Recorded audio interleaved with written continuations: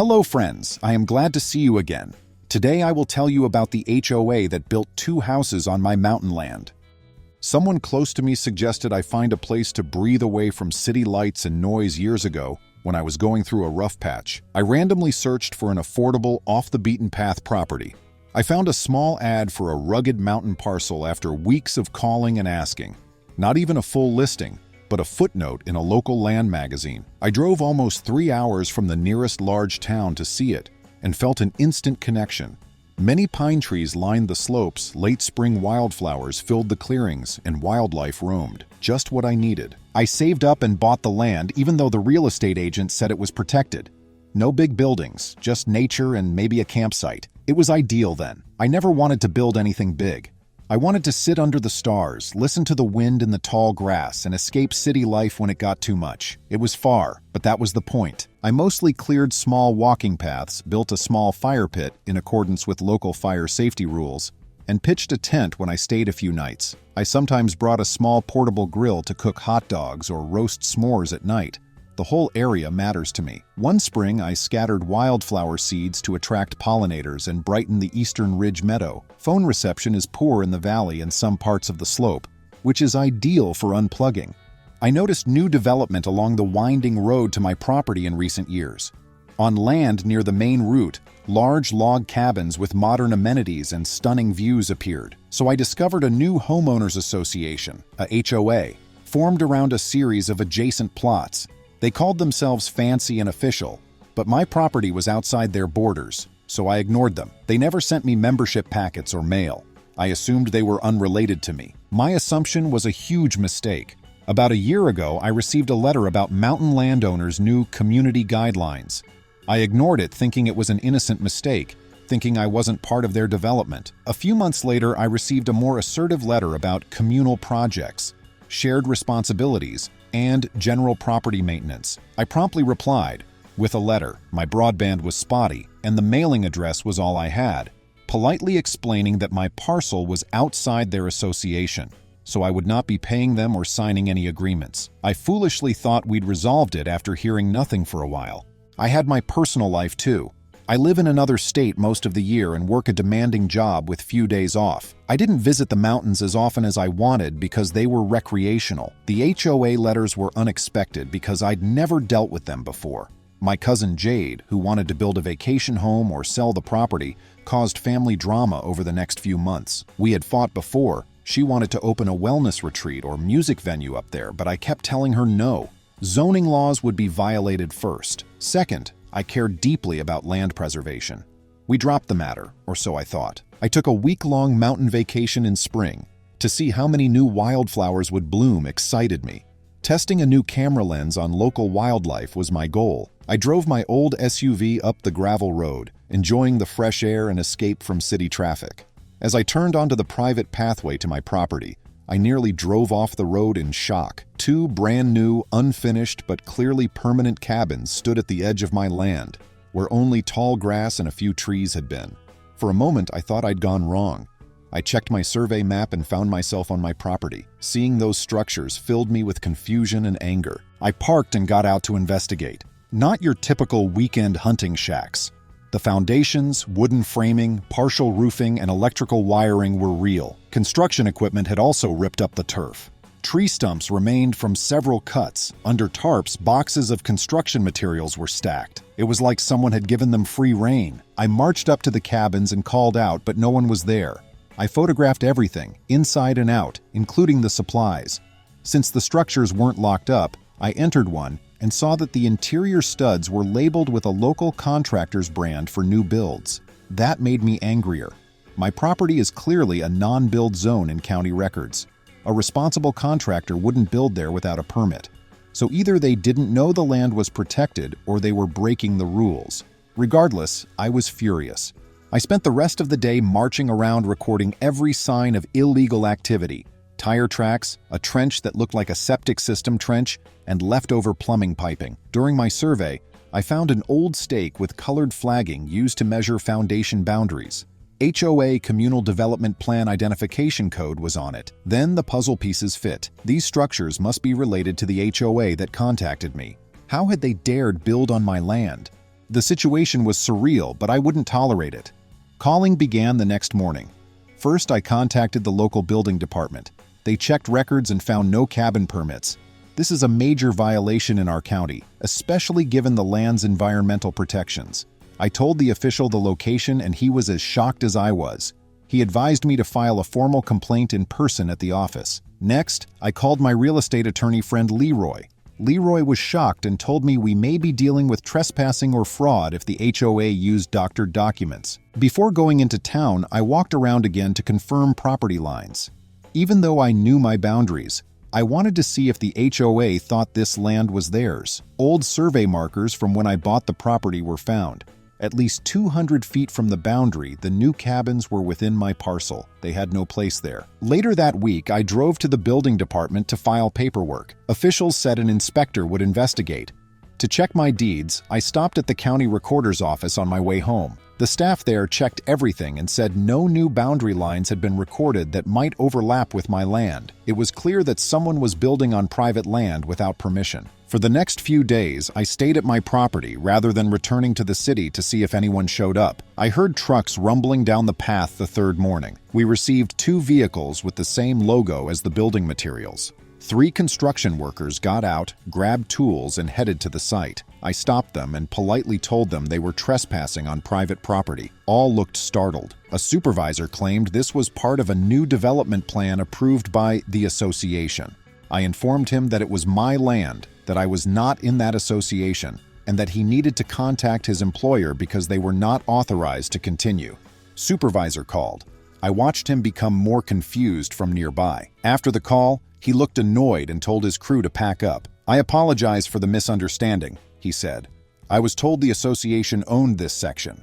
We'll leave until they clear it. I calmly said I appreciated their cooperation, but would press charges if they continued building without my permission. That crew left, and I never saw them again. I received a letter taped to a partially built cabin door the next day. It was HOA signed and demanded that I cease and desist interfering with the improvement of communal property. Its audacity nearly made me laugh. The letter stated that the association considered my land underutilized and that the community needed cabins more because I had a house elsewhere. They implied I didn't need the land. No apology, compensation, or reasonable request was made. It was explicitly hostile. I gave Leroy that letter. He couldn't believe it either.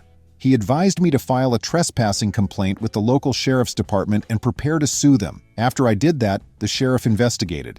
They said they would ask the HOA board how this happened. After that, things escalated quickly. A week later, Dolan and Patty, claiming to be HOA representatives, showed up unannounced while I was packing up my tent, causing the first major conflict. They entered my campsite without greeting, as if they owned it. Dolan was particularly rude, speaking to me in this manner. He listed reasons why the land was better for the association's expansion, including a plan to build scenic rentals for tourists. He said they needed more cabins and my unused plot was perfect. He even promised to bring in tourist dollars. I insisted that their building project was illegal, a trespass, and violated local zoning rules for permanent structures on protected land. Dolan said the HOA had connections with local officials who would approve it eventually. Patty said I was unreasonable because I had other land and was hoarding this mountain space. My patience waned then. I made it clear that I had filed the appropriate complaints and that they needed to remove the cabins immediately or face the consequences. Dolan looked at Patty smugly and said, "You'll regret messing with us." Their departure was abrupt. I thought their intimidation would end, but it started again. Over the next month, the HOA sent me threatening and conciliatory letters. One letter would offer a ridiculously low settlement for me to sign over the land.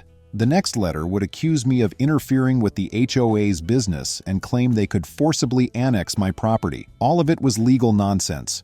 Leroy began building our case after I sent everything. Local authorities eventually took notice. The building department inspector found that the HOA had no cabin permits and was clearing trees and disturbing a wildlife corridor, violating environmental laws. Next, determine who in the HOA authorized this.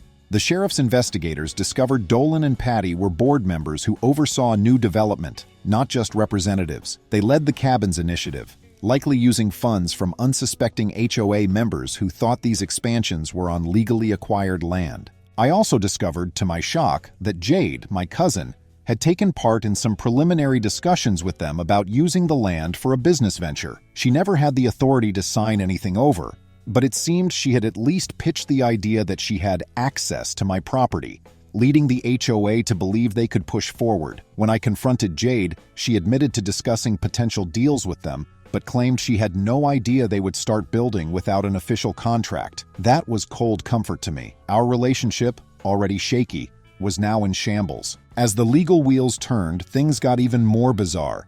Dolan and Patty tried to paint me as a greedy landowner who was trying to sabotage a wonderful community project. They hosted an HOA meeting where they apparently blamed me for impeding progress.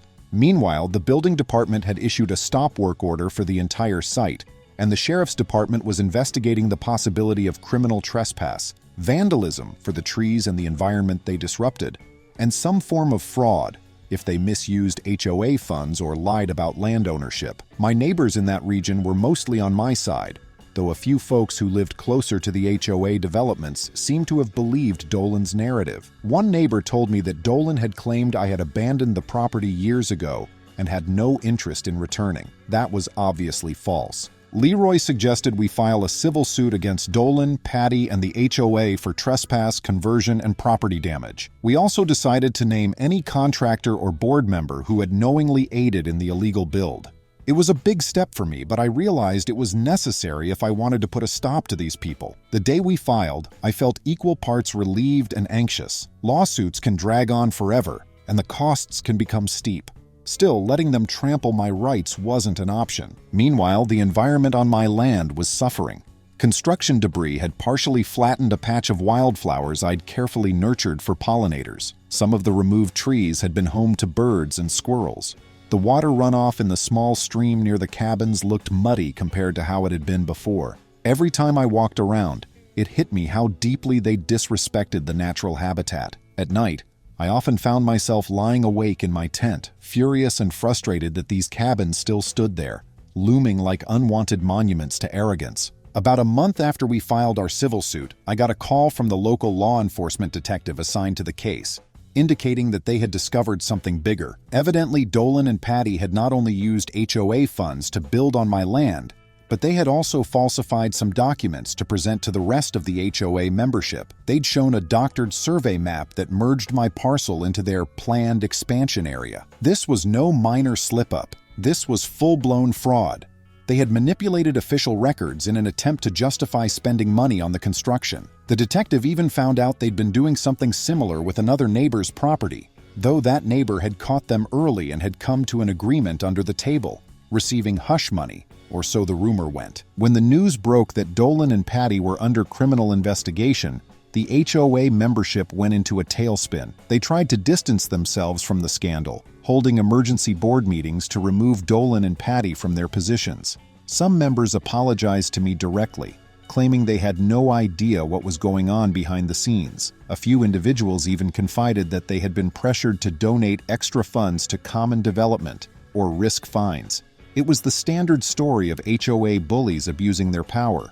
At that point, the local district attorney got involved. We ended up with a hearing to determine if there was sufficient evidence to charge Dolan and Patty with forgery, trespass, and fraudulent misappropriation of funds. The evidence was overwhelming thanks to the building department's inspection and the detective's thorough work. The judge found enough cause, and both Dolan and Patty were arrested. Seeing them taken away in handcuffs was surreal.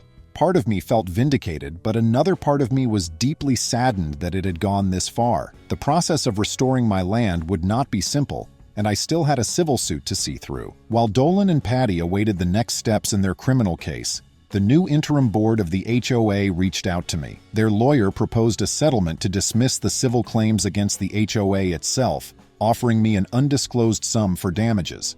I told them money alone wouldn't fix the situation. I wanted the cabins removed, every last nail, not just demolished, but delicately dismantled so the environment could recover. If they bulldozed the site, that would wreak even more havoc on the already fragile ecosystem. The trees, shrubs, and stream bank needed a chance to heal. After some back and forth, we reached a partial agreement. The HOA would cover the cost of removing the structures, restoring the landscape as much as possible, and also pay me a fair amount for the damages and the legal hassles.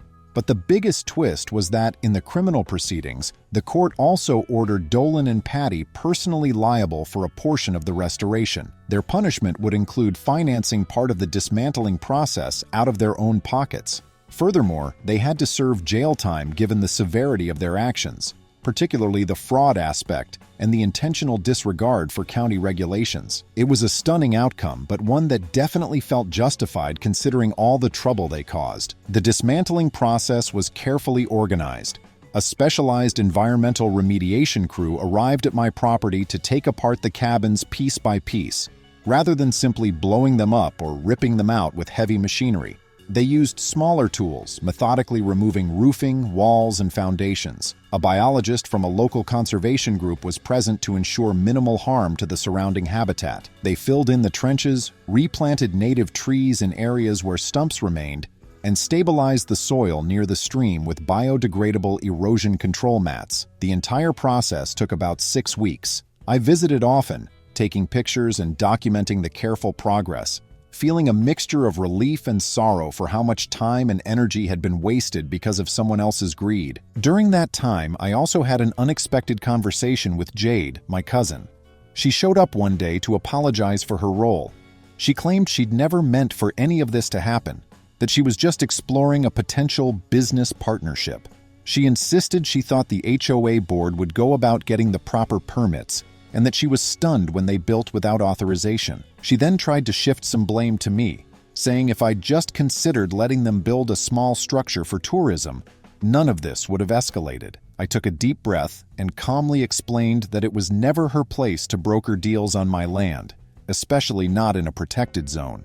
Our conversation ended on a civil note, but with an unspoken understanding that our relationship might never be the same. I could forgive her for being naive, but I couldn't forget the betrayal of trust.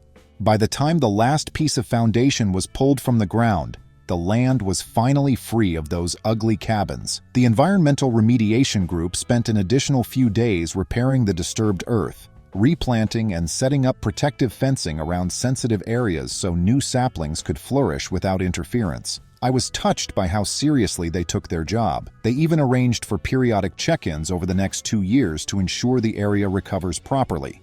In the aftermath, Dolan and Patty were each sentenced to several months in county jail for their part in the fraud, and they also faced hefty fines. The judge's ruling sent a clear message that you can't just trample someone's rights and the environment without consequences.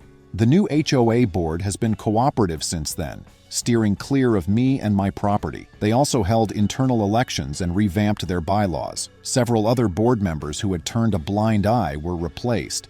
In a public statement, they declared that they would never again overreach onto land that wasn't part of their association. Whether that's genuine contrition or simply a legal precaution, I'm not sure. As for me, I still have my mountain haven. Though it's been scarred by this ordeal, the land remains precious to me, and I'm more vigilant than ever about who might be lurking around. I've posted additional no trespassing protected land signs in multiple spots. The county also updated their online mapping system to highlight the special protective status of my parcel more prominently. Leroy told me I could probably receive more in damages if I wanted to keep pushing, but at some point I just wanted the whole thing behind me. Money wasn't my main concern. Preserving the tranquility of my mountain escape was. Now, if the story ended here, it would still be satisfying. But there's a small postscript involving Jade. A few weeks after the settlement was finalized, she came to me again, this time with an oddly timed business proposal. She said that in the wake of the scandal, she'd been approached by some ecotourism investors who wanted to create a series of off-grid glamping sites near national parks and scenic wilderness. She asked if I'd consider letting them use a small corner of my property for a minimal-impact campsite. She promised they'd build everything off-site, bring it in on trailers, and leave no permanent footprint. She even said they'd move it out at the end of the season. The new project would supposedly respect the no permanent structures rule and allow visitors to appreciate nature without harming it. I admit I was so stunned by the timing that I almost laughed in her face. After everything we'd been through, she was still fixated on monetizing my land. On the one hand, an off-grid campsite that truly left no trace might align with my conservation values, assuming it was well regulated and limited in scope. On the other hand, I didn't trust Jade's instincts after her previous involvement. I told her I would think about it, but I also made it clear that any such arrangement would be subject to strict oversight, thorough legal review, and environmental guidelines, and I would be the one setting those guidelines. Unsurprisingly, Jade never followed up after that conversation, and I've heard nothing more about it. The fiasco with the HOA taught me several lessons. First, never underestimate the length some people will go to for their grand plans, even if it means trampling on the rights of others. Second, always keep your paperwork in order. Those official documents, boundary markers, and zoning regulations were crucial in my fight. Third, sometimes it's worth standing your ground, even when it feels like an uphill battle. Seeing those cabins come down piece by piece was a literal and symbolic restoration. I felt like I had safeguarded the spirit of the land against those who saw it only as a commodity. In the process, I discovered surprising allies. The building inspector and the detective who worked the case were both professional and sympathetic, repeatedly checking in to ensure everything went smoothly. The conservation group was thrilled to have an opportunity to restore damaged habitat, even if it came under unfortunate circumstances. My neighbors, especially those who lived outside the HOA's reach, showed me immense support, offering to keep an eye on my property when I wasn't around. Some even came by during the dismantling to help move debris, even though they had no direct stake in my land. That sense of community is something I won't forget. I also learned a lot about the local ecosystem. During the restoration, the biologist walked me through how certain animals rely on those specific trees for nesting, and how the root systems of native plants stabilize the soil near the stream. I watched the slow, methodical process of nature healing. Some animals that had been spooked away started returning, leaving tracks in the newly turned soil. I even caught sight of a couple of deer grazing where the cabins used to stand. I realized that preserving this place in its wild state wasn't just about my personal peace of mind. It was also about allowing these creatures to thrive in an increasingly developed world. Back in the city, I told a few close friends about what happened. They were shocked that a simple piece of land could ignite such drama. Most of them have never dealt with an HOA, let alone one that tries to annex your property through fraud. Their initial reaction was that maybe I should sell the land to avoid further headaches. But for me, that's not an option. That parcel is my retreat, my place to breathe. I'm determined to maintain it as a pocket of wilderness for as long as I can. The entire ordeal made me realize how crucial it is to defend what you cherish, even if it means standing up to bullies in nice suits who think they can get away with anything. When I reflect on the saga, the highlight of my satisfaction, beyond just winning the legal battle, was seeing Dolan and Patty held accountable. They had tried to manipulate the system, and they ended up facing real consequences. They lost their positions of power, ended up in jail, and were forced to pay restitution. It was a refreshing reminder that justice can still prevail when the evidence is clear and officials do their jobs. The dismantling of the cabins, though it took weeks, felt like a second wave of justice for the environment. It wasn't an immediate bulldoze. It was a painstaking removal that put right what should never have been disturbed in the first place. Even though the main drama has ended, I'm sure life will throw me new twists. For now, though, I'm back to enjoying my land in its natural state. I've set up a simple, upgraded campsite. Not a permanent structure, but rather a new tent on a slightly raised platform, which is allowed as it's removable. I also built a small, temporary shade structure using eco-friendly materials that I can easily dismantle in a couple of hours if necessary. That's enough comfort for me. The real luxury is waking up to the sunrise over the ridge, breathing in the crisp mountain air, and knowing that this little corner of the world is protected from meddling opportunists. Every so often, I still get a pang of anxiety, worrying that someone else might try something similar. But the legal precedent is firmly in place now. The updated maps, the signs, and the improved vigilance from county officials should deter any future attempts. The new HOA board apparently has its hands full dealing with internal audits and other property disputes that Dolan and Patty left behind. Rumor has it that some members are considering dissolving the HOA entirely or restructuring it under stricter governance to avoid any future corruption. I don't follow it too closely, though. I'm just relieved they're leaving me out of their business. Despite the headaches, in a strange way, the ordeal reconnected me with my land. I've spent more time there in the last year than in the previous 5 years combined. I've rediscovered quiet nooks and hidden trails I hadn't explored since I first bought the place. I found a small waterfall I never knew existed, tucked away behind a cluster of thick brush. I also started journaling about my experiences, taking notes on wildlife sightings, temperature changes, and how certain plants respond to seasonal shifts. It's turned into a mini passion project, almost like a personal field guide to my own property. Sometimes I wonder if all this trouble was fate's way of reminding me not to take my paradise for granted. I had gotten so wrapped up in city life, sometimes only visiting the mountain land once or twice a year. Yet after everything I've been through, fighting off an illegal construction project, dealing with threats from power-hungry HOA board members, and battling legal red tape, I appreciate my haven more than ever. I now savor every moment up there, from the subtle shift of shadows in the late afternoon to the chorus of crickets that serenades me at night. Whenever I see the new saplings in place of those severed trees, I feel a quiet sense of triumph. In a few years, they'll grow tall and strong, providing shelter for birds and shade for the undergrowth. Nature has a way of bouncing back when given the chance, and that's what I find so inspiring. Our resources may be limited, and yet the resilience of a forest, like the resilience of justice when properly served, is something that can't be easily snuffed out by greed and entitlement. I also think about how this story might have played out differently if I hadn't acted quickly. Suppose I'd ignored the construction for months or accepted the HOA's intimidation tactics, or worse, decided to cut a deal. There's no telling how much more damage they would have caused, not just to my property, but potentially to neighboring areas as well. It's a chilling reminder that sometimes you have to be the squeaky wheel to protect what is rightfully yours. Silence can be taken as tacit approval by those who are all too willing to exploit any perceived weakness. And yes, I'm aware that some might say I overreacted or that I should have just let them build cabins in exchange for some money. But that's not me. It's not about the money. I bought this land because of its beauty, solitude, and the promise of untouched wilderness. If I ever sold it, I'd want to ensure it remains in good hands with someone who'd respect it the way I do. The reckless way those cabins were slapped together on a protected zone shows exactly why I had to fight back.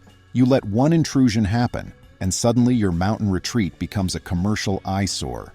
Now, whenever I need a reminder that justice can be done, I think about Dolan and Patty wearing those orange jumpsuits, reflecting on how they tried to force me out of my own property. They wanted to claim that I didn't need my land because I had a house somewhere else. That's not how property rights work. It doesn't matter if I only visit once a year or once a decade. What's mine is mine, especially when I'm following the law and respecting the environmental safeguards. The biggest silver lining in this whole mess was watching the aftermath strengthen some local regulations. After the scandal, the county held open forums to discuss ways to better enforce zoning and building codes in remote areas. This led to some policy changes that make it easier for officials to track unauthorized construction, especially in sensitive ecological zones. Residents, both inside and outside HOAs, were given clearer information about the fines and criminal penalties for building illegally. It seems that Dolan and Patty's fiasco served as the cautionary tale for everyone else. Occasionally, I'll get a call from Leroy checking in on how things are going up there. He's become more of a friend than just a lawyer, teasing me that I should have him up for a weekend so he can see the property he helped defend. I've told him he's welcome anytime, provided he's ready to rough it a little because there's no 5-star lodging on my land. Maybe one day I'll set up a fancy yurt or some kind of eco-friendly shelter, but for now a tent and a campfire are enough for me. A couple of weeks ago, I finally took a long, meandering hike to the far side of the property, an area I rarely visit because it's quite rugged. At the crest of a hill, I spotted a stunning view of the valley below. The entire landscape stretched out before me in layers of green and gold. The sun was setting, painting the sky in swirls of pink and orange. For a moment, I stood there, simply taking it all in, thinking of how close I came to losing this serenity. And I felt overwhelmingly grateful that I fought back, that I had the resources to defend my rights, and that the law was on my side. People sometimes ask if I'll ever build a small cabin of my own there. The truth is, I'm content with my simple campsite. The zoning laws do allow me to put up a small, non-permanent structure if I really wanted. But for now, I don't see the need. Part of the magic is knowing this land is about as close to untouched wilderness as you can get in this region. I'd rather keep it that way. For me, for the wildlife, and for anyone I trust enough to share it with in the future. Friends, thank you. See you soon.